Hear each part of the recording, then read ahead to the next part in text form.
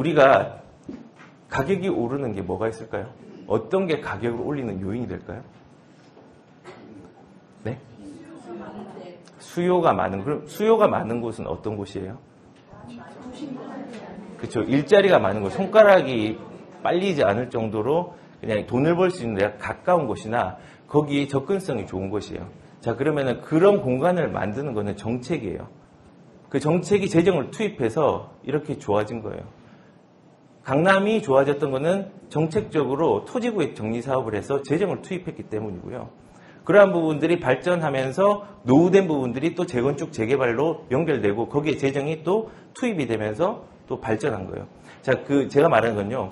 우리가 큰 그림을 봐야 되는 게 봉사가 코끼리를 만지는데 어떤 사람은 코를 만지고 어떤 사람은 귀를 만지고 어떤 다리를 만져요. 그러면서 서로 표현을 해요. 아, 코끼리는 길어. 코끼리는 굵어. 코끼리는 뚱뚱해. 근데 맞는 건 하나도 없어요. 왜냐면은 큰 숲을 안 보고 그냥 물건만 봐서 그냥 자기가 보이는 것만 봐서 그런 거예요. 근데 그렇게 안 하려면은 정책적으로 큰 그림으로 봐야 돼요. 제가 지금 한번 위에서부터 쭉 내려올 테니까 어떤 식으로 영향을 받는지 한번 보세요. 원래 우리의 인권을 주관하는 것은 헌법이에요. 헌법이 없으면 우리는 여기서 자유롭게 강의를 들을 수가 없어요. 그런데 그 헌법을 그 다음에 부동산의 최고 큰 법이 국토기본법이라는 게 있어요. 여기에 국토종합계획이라는 게 있거든요. 이게 1차부터 4차까지 나왔어요. 1차부터 4차까지 나왔고 2011년도에는 이거를 수정한 계획까지 나왔어요. 근데 이게 뭘 의미하느냐? 독도는 꼭 찍어줘야 돼요. 네. 일단 우리나라가 있는데 우리나라의 지도를 예를 들어서 네이버 지도를 한번 보면은 이런 게 있어요. 이렇게 하면은 지역인데 점점 크게 해볼게요. 이렇게 보면은 국토종합계획의 기본적인 골격이 나와요. 골격이 나와요. 그리고 세부적으로 들어가 보면은 지금 여기에서 연결된 부분들이 조금 뭔가 그림들이 다른 게 있죠. 이런 것들이 아직 계획하고는 있는데 아직까지는 완성되지 않은 도로와 철도들이에요. 국토종합기본계획은요, 우리나라 국토 전체의 청사진을 제시해요. 그리고 그 제시한 게 되게 방향성을 정하지만은 구체적인 것도 있어요. 예를 들어서 국토종합계획은요, 이 안에 뭐가 있냐면은 시, 군, 도의 종합계획들을 가지고 있고 지역계획과 부분별 계획을 가지고 있고 국가철도망 계획에 반영되는 기초가 되고 간선도로망들을 만드는 기초가 돼요. 그런데 이것들이 언제 만들어졌냐? 한 10년, 15년 전 99년도부터 계획되었던 것들이에요. 그게 반영이 되어가지고 지금 이렇게 되는 거예요. 그렇기 때문에 국토기본계획들은 국토기본배의 이런 국토종합계획 자체가 우리 가장 토지에 대한 근간이 되는 거예요. 그리고 실내로 국토종합계획에 보면은 이런 내용도 있어요. GTX 내용 있을까요? 없을까요? 있어요. 신분당선 있어요. 경인선도 있어요. 그리고 분당선도 있어요. 그리고 서울에 그렇게 많은 지역이 있지만은 그 중에서 용산이라는 용어가 찍혀 있어요. 인천과 용산, 국제 업무지구로서의 역할들을 이 큰 국토를 만지는 법에 찍혀 있어요. 제가 용선으로 한 포커스를 맞춰볼게요. 자, 여기에 근간이 되어서 이제 시작이 되는 거예요. 이게 내려가면은 이제 뭐가 있냐면요. 전체를 봤잖아요. 그러면은 이제 지역으로 들어가요. 지역을 몇 개를 묶어놨어요. 근데 우리나라의 50% 이상이 사는 지역이 인천, 경기, 서울이죠. 수도권 정비 계획이라는 게 있어요.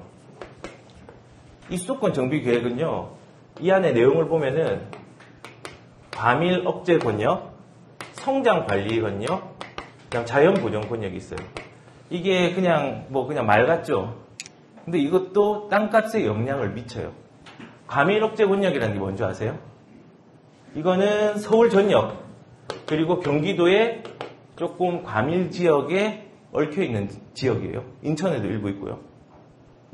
이게 있으니까 서울의 과밀 억제 권역이 있는 전체니까 대학교를 새로 지을 수 있어요, 없어요? 없어요. 왜냐하면 이거는 인구를 조절하는 총량 규제의 역할을 하기 때문에. 그래서 우리가 중공업 지역 있죠. 우리가 공업 지역은 생산을 할 수 있도록, 인구를 유발할 수 있도록 하는 물건이에요. 그렇기 때문에 총량을 규제를 해놨어요. 서울시는 중공업 지역이 3.3%로 희소해요. 근데 그걸 늘릴 수는 없어요. 늘리는 걸 허락을 안 해줘. 그리고 서울시는 줄이는 걸 원치 않아요. 얼마나 좋은 땅인데. 그래서 2015년도에 서울시에서 중공업지를 개선할 수 있는 종합대책을 냈고요. 그 중공업지 3.3%에 해당되는 시범사업지가 성수동이에요. 성수동에 시범사업을 하는 중공업지가 있죠. 그리고 거기는 숲이 있고 그리고 한강이 있어요. 그러면 이것도 수도권 정비계획에 영향을 받은 거예요. 어떻게 보면. 그리고 성장관리권역 있죠. 자, 공장을 과밀억제권역에서 지을 수가 없어요. 그러면 어떻게 해야 돼요? 딴 데로 가야 되겠죠. 시흥, 안산, 또 어디 있어요? 한번 불러보세요. 화성, 안성, 이런 지역들 있죠. 안산 있죠. 이런 지역들이 성장관리권역들이에요. 공장들 싹 몰려있어요. 그리고 간헐적 몰렸어요. 이쪽에 못 지으니까 이쪽으로 내려가는 거예요. 그래서 이 지역들은 이제 난개발이 일어나는 부분들이 있으니까 조심하라고 이제 정부에서 조금 제어를 하면서 이렇게 관리를 하고 있는 거예요. 그럼 자연보전은요? 가평, 놀러 많이 가죠. 삼보로. 여기서는 3만 이상의 개발 사업들을 못 해요. 그리고 공장도 웬만하면 잘 못 들어요. 보호해야 되니까. 한강 수계를 보호하는 중심으로 구성되어 있어요. 자, 이게 되게 중요한 게 방금 제가 성수 얘기도 했는데 용산 같은 경우도 입지 최소화 구역이라고 있어요. 입지 최소화 구역 캠프킨 부지 많이 들어봤죠? 그게 그거예요. 용도 지역이라는 게 있는데 그 용도 지역이라는 거는 함부로 못 올려요. 왜냐면은 자연 녹지 지역에서 주거 지역으로 옮기면 땅값이 올라가요. 그리고 주거 지역에서 상업 지역으로 하면은 땅값이 더 올라가요. 그러니까는 함부로 못 해요. 근데 입지 최소화 구역들은 갈 수 있는 거는 뭔가 관리적으로 그리고 되게 밀집해가지고 높은 건물도 지을 수 있거든요. 그런 것도 총량 규제에 해당될 수 있는데 그런 부분은 입지 최소화 구역들이 용산에서는 그런 거 상관없이 용인해진 지역이에요. 이게 뭐냐면은 상위의 법이 있더라도 입지 최소화 구역들은 특혜를 주는 법이에요.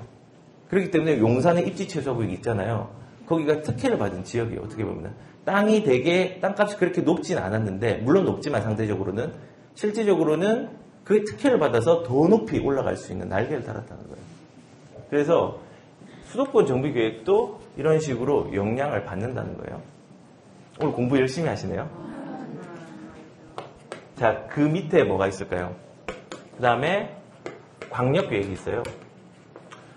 광역계획이 뭐냐면은 2개 이상의 인접한 광역시들이 모여가지고 그 지역의 개발 방향들을 정하는 거예요. 자, 서울을 예를 들면 서울, 인천, 경기예요. 그리고 서울에 보면은 얼마 전에 관문도시라고 지정을 했어요.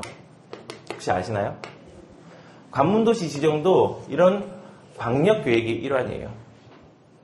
그리고 우리가 서울 이 밑에 이제 도시기본계획인데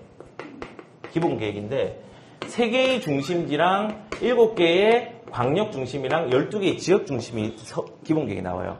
근데 이 광역중심이 사실은 광역계획 때문에 나온 거예요. 왜냐면은 서울시가 예전에 2030 나오기 전 2020 도시기본계획이 있었어요. 그 20계획은 그냥 서울시 자체만 이렇게 계획을 했어요. 근데 2030은 어떻게 했냐면은 광역중심을 찍어가지고 여기를 확장할 수 있도록 다 만들어놨단 말이에요. 그래서 광역중심도 땅값이 높은 지역이에요. 그래서 이런 광역계획도 이런 식으로 결정이 되었기 때문에 영향을 미치는 거죠. 예를 들어서 어떻게 영향을 미치냐. 잠실주공 5단지가 광역중심이 아니었으면요 50층 못 올라갔어요. 이게 그냥 단순한 계획 같은데 영향을 다 미쳐요. 50층이 못 올라갔으면은 거기에 있는 조합원들이 엄청나게 힘들었을 거예요. 지금도 지금 떨어지고 있는데, 그렇죠? 그래서 이런 부분들이 큰 그림에서 여기까지 내려오고 그 다음에 여러분들이 이제 아는 계획이 나와요. 뭐가 나오죠? 도시기본계획. 도시기본계획은 이 광역계획을 받아서 이제는 각 지자체의 기본계획으로 세워지는 거예요. 그러면 어떻게 세울 수 있느냐? 이거는 아까 전에 3개의 중심, 7개 광역중심, 12개 지역중심을 했잖아요. 다 상업지역이고 아까 말씀하신 것처럼 일자리를 담는 그릇을 기준으로 이걸 정해놨어요. 자, 3개의 중심지는 어디죠? 강남, 도심, 그리고 여의도. 거기가 제일 큰 중심지예요. 그 중심지 중에서 7개 광역 중심은 잠실, 그 다음에 상암 수색, 그 다음에 용산, 마곡, 오금은 아니에요. 오금은 생활권계획이에요. 상암 수색, 그 다음에 창동, 상계, 그 다음에 가산 대림. 요렇게 해요. 여기가 7개의 중심지예요. 광역적 역할을 하는 것. 그래서 그렇게 상업지역, 일자리가 일어날 수 있는 그릇들을 만들어 놓고 그 중심에 방금 말했던 그 지역과 연결이 잘 되는 지하철 노선이 가격들이 비싸요. 9호선이 왜 비쌀까요? 9호선은요, 강남 4구 다 연결하죠. 마곡 연결하죠. 아, 난 해외여행 가고 싶어, 중국에. 김포공항 되죠. 근데 거기서도 연결이 인천공항으로 되죠. 9호선은 아니지만은. 여의도 되죠. 다 갈 수 있는 거예요, 일자리로. 도심 빼고는. 그렇기 때문에 한 라인이라고 하는 거예요. 그래서 이런 기본 계획에는 그런 식의 상업지역을 중심으로 앞으로 어떻게 발전할 건가에 대한 부분들이 나와 있고요. 이미 자주 제가 보여줬는데 예전에 있던 생활권 계획이라든지 그 기본 계획을 보면은 그 기본 계획 내에 과거에 이렇게 한 게 지금 가시화되고 있는 이런 부분들이 많이 보일 거예요. 그래서 늘 얘기를 하는 게 기본 계획 같은 것들이 공청회를 해요. 그러면 가세요. 그리고 그 찌라시라고 하나요? 공청회 자료? 그거를 받아오셔서 앞으로 20년 뒤에 어떻게 바뀔지를 미리 가져오시는 게 되게 중요할 것 같아요. 그래서 한번 그런 식으로 기본 계획을 접근하시면 되고, 이 기본 계획 밑에 뭐가 있냐면은 인재 생활권 계획이 있어요. 이건 서울에만 있어요. 너무 크니까 생활권 계획을 지정한 거예요. 이거는 53개가 있어요. 53개가 있는데 이것도 방금 서울시에서 기본계획에서 상업지역을 중심으로 한다고 했잖아요. 근데 상업지역이 불균등하게 일어나 있으니까 그것들을 균형 있게 하기 위해서 생활권계획에서 53개의 생활권역 지구를 지정을 했어요. 그리고 특히 동부권 그리고 서남권이 이런 상업지역 그러니까 일자리를 담는 그릇의 역할을 너무 부족하게 하니까 앞으로 그것들을 확충시킬 수 있도록 정책을 펼치겠다고 얘기를 했어요. 그래서 동부권 같은 경우는 상계노원을 중심으로 해가지고 상계노원 GTX랑 신경제 중심지가 있잖아요. 그쪽 부분을 통해가지고 밑으로 내려오면은 광운대 역세권 개발. 거기는 장인뉴타운하고 연계되는 지역이에요. 아까 말했던 장인뉴타운. 그리고 그 밑으로 내려오면 청량리, GTX가 2개의 더블 역세권이 되는 거. 그 밑에 있는 용답, 장안평, 그리고 성수, 강남을 연결된 그 라인들을 좀 주목하시면 돼요. 그쪽 지역 자체가 예를 들어서 상계창동 같은 경우는 GTX 들어오고 KTX 들어오고 신경제 중심지로 거기 건물들이 엄청 올라오고 일자리랑 서비스 할 수 있는 어떤 그 문화들이 많이 올라오잖아요. 거기는 재건축이 있어요. 재건축이 있는데 지금 재건축이 막혀 있잖아요. 근데 그 막혀 있는 게 재건축의 가치를 떨어뜨린 게 아니에요. 재건축의 가치는 땅의 가치는 그대로 품고 있는데 시기가 막고 있는 거예요. 그 시기가 풀리면은 올라갈 수 있는 부분이 있는 거예요. 그러니까 사람들이 이 심리 싸움에서 가격이 올라가는데 이렇게 하면 이건 팔아야지 이거는 사야지 이렇게 얘기하잖아요. 그렇게 휘둘리시면 안 돼요. 우리가 주식에서 곰하고 그 다음에 황소의 싸움으로 비유를 하잖아요. 곰은 이렇게 내리 찍죠. 싸울 때. 근데 황소는 이렇게 올리잖아요. 상승장, 하락장을 의미하는 거거든요. 사람의 심리에 따라서 가격이 움직이는데 경기나 이런 규제가 많다고 해서 땅의 가치가 떨어지는 게 아니에요. 강남에 헌집이 규제가 많다고 해서 강릉의 새 집처럼 가격이 떨어지는 게 아니에요. 가지고 품고 있는데 경기가 풀리면 그게 회복되는 거예요. 그래서 그런 식으로 보면 되고, 생활권계획하고 재생사업들도 같이 이렇게 보시는 게 좋아요.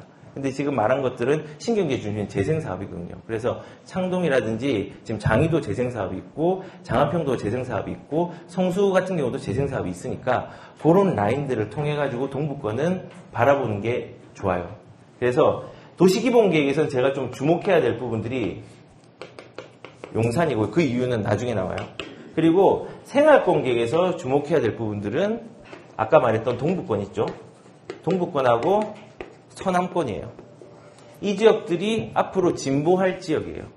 1등은 아니지만은 개선되어서 내가 투자한 금액들은 작지만은 많이 가져갈 수 있는 구조를 만들 수 있는 지역이라는 거죠. 그래서 이런 식으로 생활권계획이 돼 있고 이거 밑에 도시관리계획이에요. 지금 요 위에 거는 안 지켜도 돼요. 방향이에요. 근데 이 밑에 도시관리계획은요, 안 지키면 감옥 가요.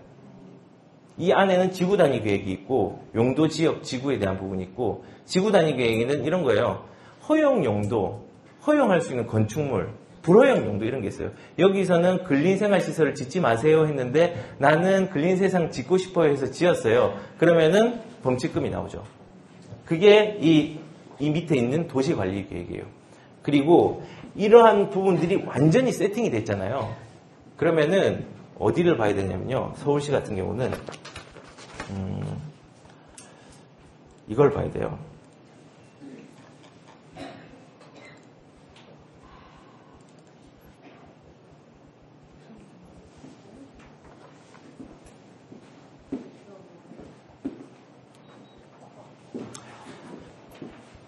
서울시에서 매년 업무 계획을 내요.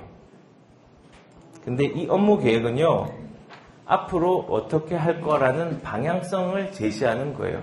이거는 제가 빼온 게 아니라, 훔친 게 아니라 모두에게 공개된 자료예요. 근데 사람들이 찾아갈지 모르죠. 작년에도 보여줬어요. 2017년도 거. 근데 2017년도에 제일 중요하게 1순위로 했던 게 뭔지 아세요? 용산이었어요. 1순위. 아까 전에 국토기본계획에서, 국토종합계획에서 제일 1순위로 서울에서 지명이 지정될 때가 어딘 줄 아세요? 용산이었어요. 근데 2017년도에 없던 용산에 대한 내용이 2018년도에 또 나왔어요. 그게 뭐냐면은 제가 아까 전에 3개의 중심지를 했잖아요. 3개의 중심지 플러스 1개의 신중심지가 어딘 줄 아세요? 용산이에요. 그렇게 지정해놨어요. 보세요. 여기 보시면은 좀 크게 봐야 되겠네.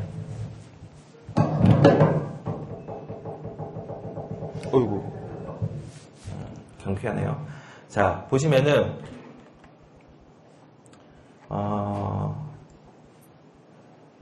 여기 이제 뭐 어떻게 방향을 잡고 뭐 내용들이 나오죠. 보시면은 이거 전에 이걸 봐야 돼요.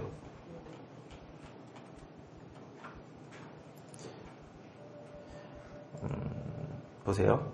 정책 목표 1번이 뭔지 보세요. 정책 목표 1번을 보시면요. 지금 한양 도성하고 여의도 영등포랑 이거 제가 만든 자료 아니에요. 서울시에서 만든 거예요. 그 용산을 동그라미 쳐놓고요. 용산을 신중심지로 추진을 하겠대요. 그 이유는 다 아실 거예요. 국제업무지구 때문에 그런 거예요. 그리고 정책 목표가 2번이 아니라요. 1번 중에서 제일 첫 번째예요. 그리고 두 번째 아까 생활권 계획 얘기했죠. 두 번째가 생활권 계획을 오밀조밀하게 확정지어가지고 그 방향대로 가겠죠. 제가 동부권 얘기했죠.